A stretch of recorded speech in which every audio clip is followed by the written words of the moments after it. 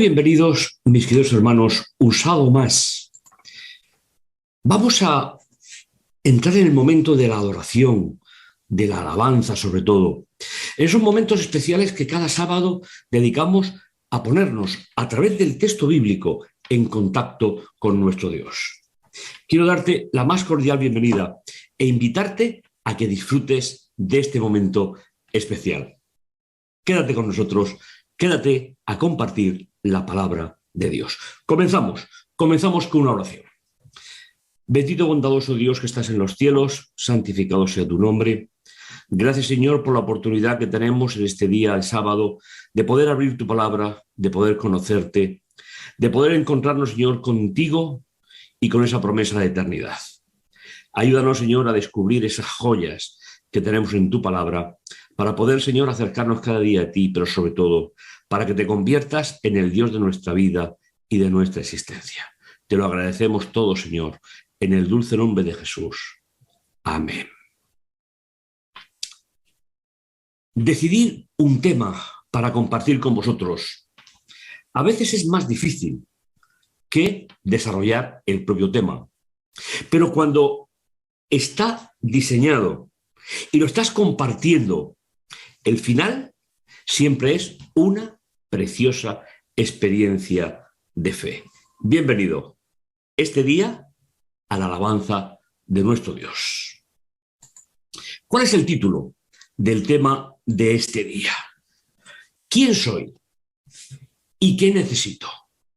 Primera de Juan, capítulo 2, versículo 1, va a ser el texto central del tema de hoy. Un texto muy conocido. ¿Quién no ha leído en alguna ocasión este texto? E incluso los predicadores lo hemos utilizado en infinidad de ocasiones para alabar a nuestro Dios y compartir con vosotros. El texto nos dice lo siguiente: hijitos míos, esto escribo para que no pequéis. Pero si alguno peca, tenemos un ayudador, intercesor, alguien que viene del cielo a la tierra para ayudar ante el Padre, a Jesucristo el justo. ¿Sabéis? Este texto tiene una palabra que es tan difícil de traducir porque identifica a dos funciones de la deidad en concreto. Todas las veces y su uso están en los escritos de Juan. Y el perfil que Juan tiene con respecto a Jesús es tan especial y tan significativo que casi no me atrevería a dar una traducción de la palabra. El término es paráclitos, pero lo vamos a dejar en ayudador e intercesor. Pero antes de llegar aquí, hay una parte anterior en su carta que nos explica qué es pecar. No siempre las definiciones que damos a este sentido nos ayudan a entender lo que necesitamos. Nunca, mis hermanos, podremos entender la obra de Dios ni su protección hacia nosotros sin preguntarnos quién soy realmente. ¿Qué soy como conjunto de ser humano? Ese ser humano que se manifiesta a través de una manifestación física, mental e intelectual. Eso es lo que la Biblia llama un ser vivo, un alma viviente. Pero, ¿qué soy? ¿Qué somos tú y yo? Fuera de las particularidades estéticas, de forma. Pero tampoco entenderemos nunca a Jesús sin saber lo que necesitamos de Él. La verdadera y destacada intención de la Biblia será llevarnos al conocimiento de Dios a través de una reflexión personal.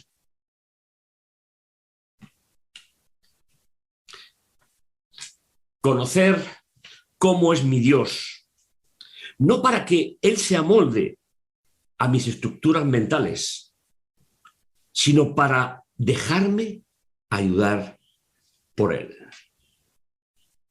Cuando hablamos de los grandes personajes bíblicos, hablamos de la historia de Abraham, la historia de Moisés, la historia de José, pero tal vez esa concepción de los relatos bíblicos necesitaría un matiz importante. Aunque siempre fue así, la sociedad actual,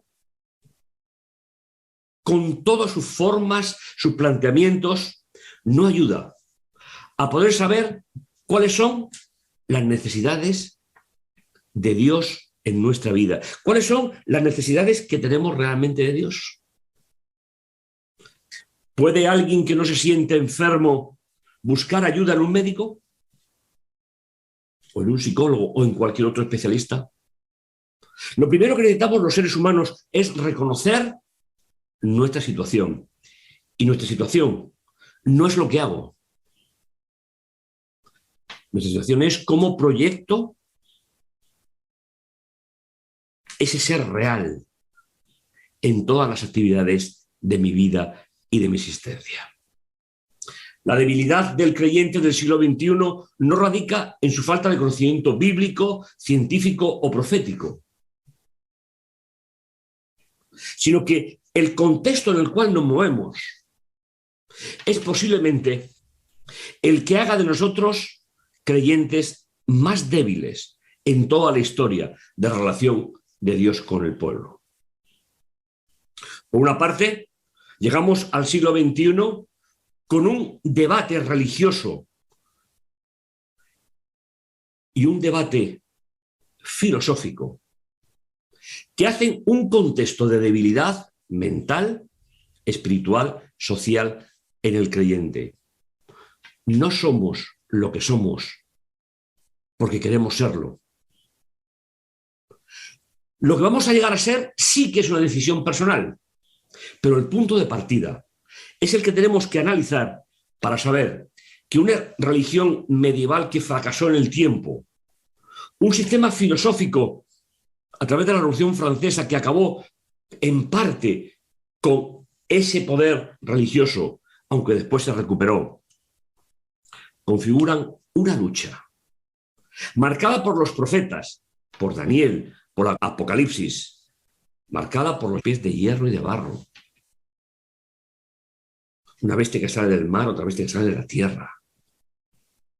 Todo eso configura la mente del creyente del siglo XXI. La verdadera realidad no es saber integrar a Dios en nuestras propias realidades de cada día, sino hacerlo. No es saber que tenemos que hacerlo, sino realmente poder incluirlo en ella. Como decíamos hace unos instantes, la Biblia no habla de las historias de los hombres. La Biblia habla del Dios de Abraham, el Dios de Isaac, el Dios de Jacob, y cómo, reconociendo sus propias situaciones, sus propias realidades, encontraron a un Dios único, igual para todos, pero con soluciones personales y trascendentes. ¿Quién soy? ¿Qué es lo que necesito para mi vida? Si hay dos textos que han marcado mi estudio de la Biblia y que quería compartir como introducción todavía en el tema de hoy, creo que nos ayudarán a ver a lo largo de los siglos dos realidades que son inalterables desde el punto de vista social, cultural, del pensamiento. ¿Cuáles son esos dos textos?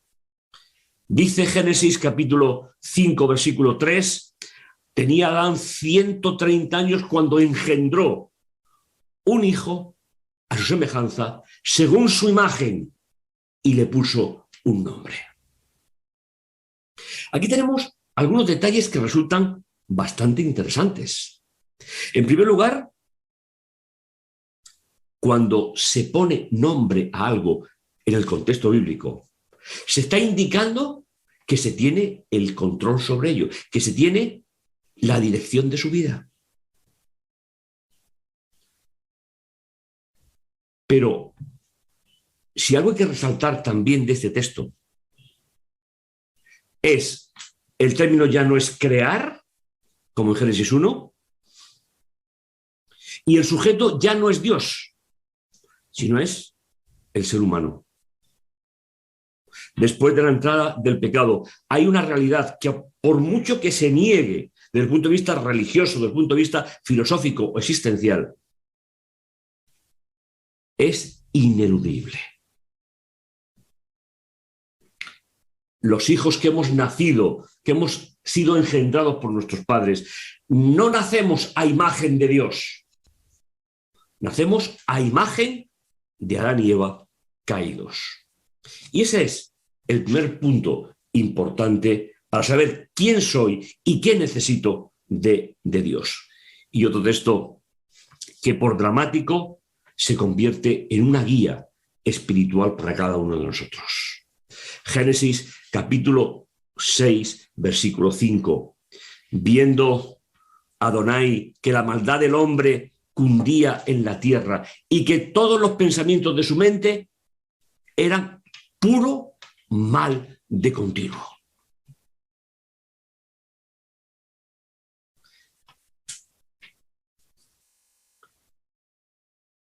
Jehová, Adonai, observaba. Así es como el relato nos dice que Dios se acercaba al ser humano después de la entrada del pecado, desde la observación, ya que la relación personal no se podía establecer. Pero Dios va a empezar todo un proyecto que es cómo se restablecen las relaciones personales con un Dios real, con un Dios trascendente. Como comentábamos, la religión sociocultural de hoy se mueve más en lo estético que en conocer realmente las necesidades de cada uno de nosotros. Yo pienso, yo creo. Y por influencia de religiones orientales, tendemos a buscar la solución dentro de nosotros, es decir, en nuestra mente. Pero no olvidemos que la mente, aun desarrollada con el paso del tiempo, en ti y en mí ha sido engendrada a imagen y semejanza de Adán y Eva caídos. Importante. Analicemos, por lo tanto, las iniciativas divinas para ayudar a tener una definición de lo que realmente valemos para Dios. Posiblemente, si hay alguien que me está escuchando y viendo y no tiene un concepto general de la Biblia, diría, bueno, lo que dice puede estar más o menos bien, pero realmente, ¿qué es lo que yo necesito? Difícil de explicar en una sociedad como la que vivimos. No es fácil, pero hay una propuesta bíblica para ello. ¿Cuál es esa propuesta divina? En la Biblia hay muchas. Pero si nos vamos al final de ella, si nos vamos a el último autor de la Biblia, a Juan, un personaje especial no solo por la relación con Jesús, porque los otros discípulos también la tuvieron, sino cómo supo aplicar y cómo supo vivir en su vida esa relación personal con Dios. Lo vamos a ver desde dos puntos de vista. Primera de Juan, capítulo 1, del 5 al 10, que he titulado De hijos de Adán a hijos de Dios. Y en segundo lugar, capítulo 2, del 1 al 6, Vivir como hijos de Dios. ¿Qué te parece?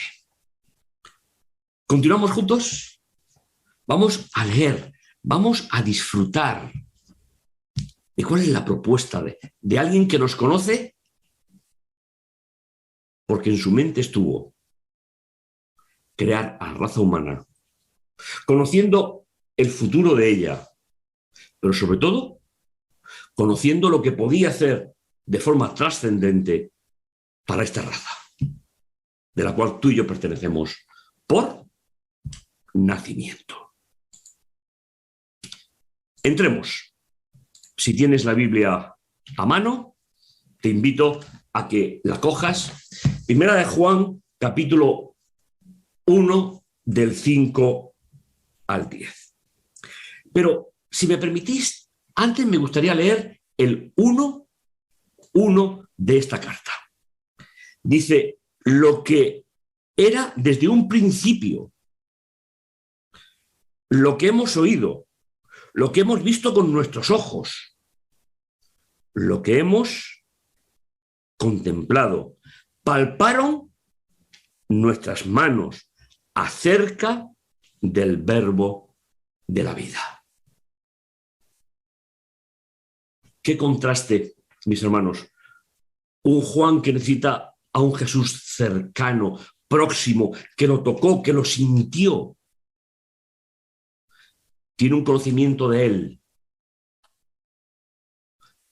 que lo llama Dios, el verbo de Dios, la palabra de Dios, de la cual va a hablar en toda su carta. Juan es uno de esos personajes bíblicos que consigue conjugar la teología con la religión práctica. Y os doy por propia experiencia que no siempre es fácil poder congeniar ambas ideas. Seguimos con el texto. Dice, y este es el mensaje que oí de él. Es decir, como nos ha dicho en el versículo 1, lo que hemos visto, lo que hemos contemplado, lo que vieron nuestros ojos acerca del verbo de la vida. Y este es el mensaje que hemos oído de él y que os hemos anunciado. Que Dios es luz y en él no hay tiniebla alguna. Sabéis, no es bueno alegorizar este tipo de textos. No están hechos para eso. Aquí simplemente Juan presenta un contraste. Ese contraste es sin duda que en Dios está la plenitud del conocimiento. No solo la creación del ser humano, sino la capacidad de mantener su creación. Por eso el apóstol, ya mayor, al final de sus días, tal vez casi 60 años, desde que Jesús volvió al cielo, él ratifica, Dios es luz y en él no hay tinieblas.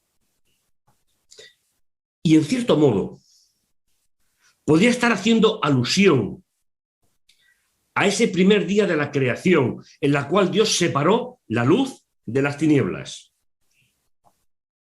haciendo una aplicación espiritual, no simbólica, sino simplemente espiritual. Y dice, y si decimos o declaramos que estamos en comunión con Él, pero resulta que caminamos en tinieblas, estamos mintiendo y no actuamos conforme a la verdad. A esta declaración, mis hermanos, Juan le va a ir dando forma y va a explicarnos qué es lo que significa andar en la luz y hablar en las tinieblas, en este contexto. Otros contextos bíblicos nos pueden explicar o matizar algún detalle más. Pero si caminamos en la luz, tal como Él mismo está en la luz, estamos en comunión unos con otros y la sangre de su Hijo nos purifica de todo pecado. Hay todo un contexto bíblico que relaciona la muerte y la resurrección de Jesús con el plan de salvación. Inauguración de la primera alianza, inauguración del santuario celestial, inauguración del proceso definitivo del perdón de pecados. Juan conoce muy bien ese proyecto de Dios. Y es lo que nos está realmente invitando en este momento. Pero si caminamos en la luz, tal como Él está en la luz, y tenemos una relación igual que la que Él tiene con nosotros, entre nosotros, la sangre de Jesús, su muerte, su resurrección, su ministerio en el cielo, sigue siendo válida para nosotros. Y aquí se introduce, mis hermanos, lo que significa andar en la luz en este contexto. Andar en la luz es cómo tratamos el pecado de nuestra vida.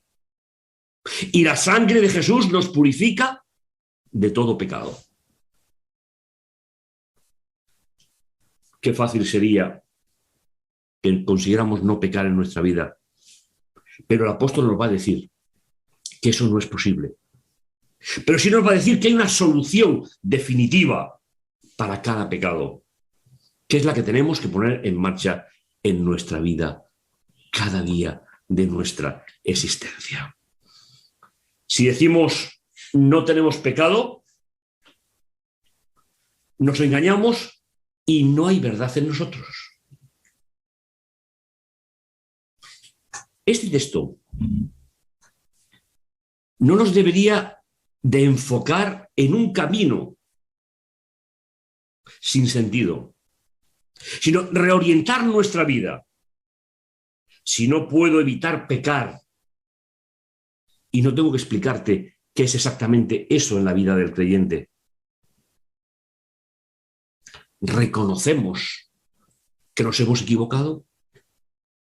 ¿Somos capaces de aplicar las reglas bíblicas cuando alguien nos ha ofendido o le hemos ofendido? Si no tenemos pecado y encima lo afirmamos, nos estamos engañando a nosotros mismos. Porque todos nuestros pensamientos son de continuo hacia el mal por haber nacido a imagen de Adán y Eva. Pero si reconocemos nuestro pecado, y estamos hablando de hijos de Adán a hijos de Dios, pero si reconocemos nuestro pecado, fiel y justo es el que perdona los pecados y nos purifica de toda injusticia. Es decir, nos habilita de todos nuestros errores. ¿Qué significa ser hijos de Adán? Es no reconocer los errores de nuestra vida. ¿Qué significa pasar de hijos de Adán a hijos de Dios? Pues fijaos las veces que aparece la palabra pecado. En el versículo 8, 9 y 10. Si decimos no tenemos pecado, si reconocemos nuestros pecados, si decimos no hemos pecado, hacemos a Dios un mentiroso. Fijaos por unos instantes en la estructura del texto. Brevemente. Versículo 8, versículo 10. No tenemos pecado. Versículo 9. Si reconocemos nuestro pecado, ¿cuál es la diferencia? Cuando negamos la existencia del pecado, primero nos engañamos y seguimos pecando más todavía porque estamos mintiendo, pero además le hacemos a Dios mentiroso porque ha afirmado que nuestra situación es la que es. Y si lo reconocemos, fiel y justo es Él para perdonar y purificar toda nuestra vida. ¿Y cuál es la propuesta que hace Juan inspiradamente para resolver el problema del pecado. En esta segunda sección del 2, capítulo 2, del 1 al 6, vivir como hijos de Dios. A veces los creyentes, cuando hablamos de vivir como hijo de Dios, hablamos solo de estilos de vida. Pero no nos damos cuenta, mis hermanos, que el estilo de vida es la consecuencia de lo que soy. Es la consecuencia de mi relación con Dios. Solamente Dios puede hacernos ver cuáles son las grandes necesidades de nuestra vida. Y no me refiero a las necesidades que yo puedo cumplir, que puedo obtener, que puedo suplir con mis manos. Me refiero a lo que no puedo hacer por mí mismo. El apóstol nos hace una preciosa propuesta. Hijitos míos, el gran anciano de iglesia, el gran pastor de la comunidad, mayor, el único posiblemente superviviente ya de los que vivieron, sintieron, caminaron, comieron con Jesús, durmieron, lloraron.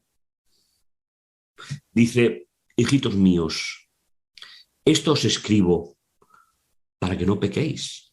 Es decir, para que no dejéis la luz y pasemos a las tinieblas. Si alguno peca, permitidme mantener el término original, paráclito. Yo sé que a veces es un poco complicado, pero ¿cómo definir o cómo traducir una palabra que Juan utiliza para el Espíritu Santo y para el Jesús que está pendiente de nuestros pecados? Seguro que recordáis en el Evangelio cuando Jesús dice, y yo rogaré al Padre, capítulo 14 de Juan, y os enviará, en griego pone paráclitos, ayudador, consolador, intercesor, pero no abogado. Abogado es una traducción medieval que no ayuda a comprender la dimensión.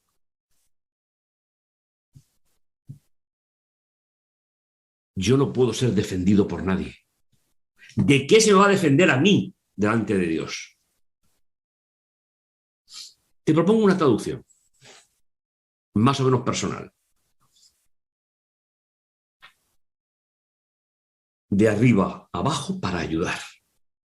Ese sería, en cierto modo, una posible traducción de este término. Por lo tanto, dice, hijitos míos, estas cosas os escribo para que no pequéis.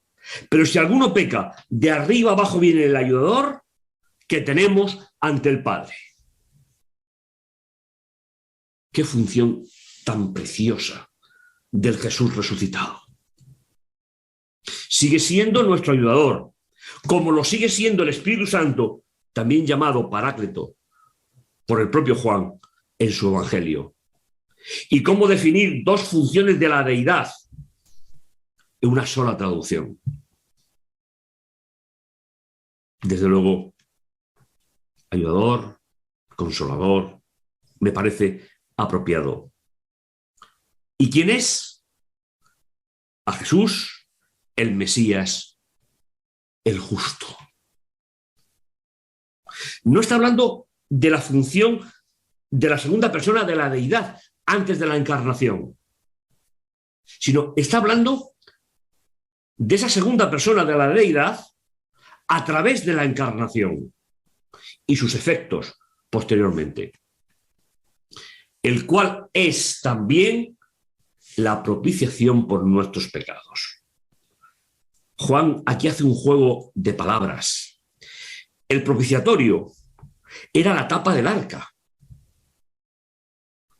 y está utilizando esa imagen del sumo sacerdote que entraba en el día de las expiaciones delante del arca de la alianza y sobre la tapa. El propiciatorio en griego, caporet en hebreo, se hacía presente presente la presencia de Dios en la vida del pueblo, en el día de las expiaciones. Esa imagen adaptada como una nueva realidad en Jesús es la que nos está mostrando aquí Juan. Es decir, Jesús es el lugar de encuentro por nuestros pecados. Y no solo por los nuestros, sino también por los de todo el mundo. Veis que la palabra pecado se va repitiendo para que nos demos cuenta que no hay ni un solo ser humano que no necesite la ayuda de arriba abajo para solucionar no lo que hace, sino lo que es. Y esa es la gran propuesta de este texto. Reencuentro. Eso es lo que el texto nos está ofreciendo. Desde la entrada del pecado y la promesa de Dios a Adán y Eva, enemistad pondré entre ti y la mujer y entre vuestras descendencias. Ha sido el gran objetivo del ser humano. Aunque nuestra naturaleza, y de ello dan miles de años el testimonio, tienda siempre a encontrar la solución por métodos propios. Y hay las grandes religiones falsas que buscan en los méritos el favor de Dios. Y en esto sabemos que le hemos conocido si guardamos sus mandamientos. Ese es un concepto ético. Los mandamientos nos ayudan a reconocer cuando nos equivocamos. Estamos hablando de relación. Si la Biblia coloca los mandamientos a nivel pedagógico, cuando yo me miro en ellos, sé en qué me he equivocado. Pero la solución no está en ellos. La solución está en el ayudador celestial que viene a nuestra vida. El que dice, yo le conozco y no guarda sus mandamientos, es mentiroso y la verdad no está en él. Es decir, el que dice que lo conoce, pero no es capaz de reconocerse a sí mismo a través de la pedagogía de la Torá, de la ley, está eliminando a Dios de su vida y está impidiendo que Jesús sea el lugar de encuentro de nuestro pecado con el Padre. Pero el que obedece su palabra, en este verdaderamente se ha perfeccionado el amor de Dios. Permitidme simplemente un pequeño comentario sobre la palabra perfección. Significa literalmente madurez o llenar de contenido. Permitidme leerlo así. Porque el que obedece su palabra, en este verdaderamente se ha llenado de contenido del amor de Dios. Pues sabemos que estamos en él. Qué preciosa propuesta para nuestra vida. Y finalmente el último texto, el que dice que permanece en él, debe andar como él anduvo. ¿Qué propuesta? ¿Qué propuesta para nuestra vida y para nuestra existencia, mis hermanos? No huyas de las realidades que no nos gustaría que nadie supiera de nuestra vida. Preocúpate de que ninguna de ellas quede en el olvido en tu mente. y deja que el ayudador celestial, el Paráclitos, que no tenemos una palabra exacta para traducirlo, el que viene de arriba abajo para ayudar, es el lugar de encuentro con el Padre para solucionar el pecado. Hijitos míos, así empezábamos. Hijitos míos, estas cosas os escribo para que no pequéis. Y si alguno peca, ayudador, consolador, tenemos ante el Padre a Jesucristo, el justo. Qué preciosa experiencia saber quién somos. Engendrados a imagen y semejanza de unos padres caídos. Ya no somos creados. Sabemos que todos los pensamientos del ser humano son de continuo hacia el mal.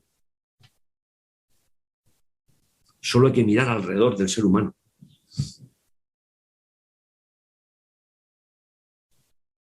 Pero también sabemos que la ayuda para resolver el problema viene de fuera de nosotros.